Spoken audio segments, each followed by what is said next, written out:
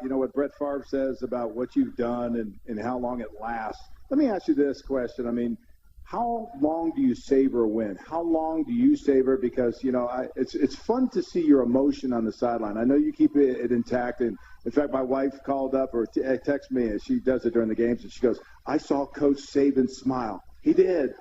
And it's always great to see that. But do you really savor it afterwards, or are you always just constantly driving, saying, okay, all these things that we still have to work on, I've got to focus on that now, instead of savoring the moment? Or do you really enjoy the moment, and how long do you savor that moment? No, I enjoy the moment. I'm a competitor like, the players and our other coaches and the people that are involved in the program, and a lot of our fans. They enjoy the sport because they are competitors. So I do enjoy it. But I think that, when you're a driven person, the accomplishment of something is great enjoyment, but it's not finished. It's not done. What is the goal? Is the goal just to win that game, or is it to win all the games? Is it to win the next game? So there's always another challenge. And to me, like somebody said to me in an interview the other day, you don't wear a national championship ring. I never wore it. I never had it on. I don't wear it. But knowing you did it, and the players that you did it with, and the relationships that you had, and what you overcame to do it, and all those memories that you have, that's the true positive self-gratification. It's not that somebody else says, hey, what's that ring on your finger? That's not what it's about, not to me. And it's the same way with every game that we play. All right? It's enjoyable because you did it.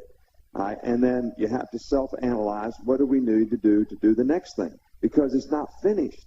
What you did matters, but it doesn't, because you're going to be judged on what you do next. So you got to prepare to do what's next. So that's what we try to do. And, you can't let your guard down too long, and you got to always be prepared to do that.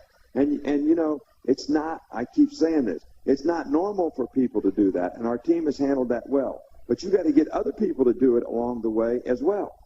And that's going to be my last comment today. All right, and when I talk about, Tom always lets me say the last thing, and he didn't even ask me to say it, but I'm going to say it now.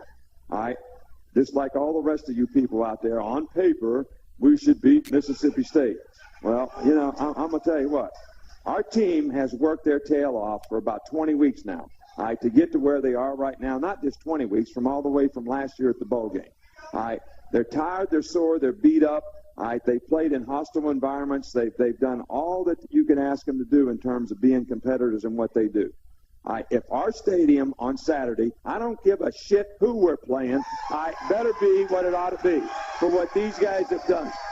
I'm just telling you, it ought to be that. You ought to do it for them.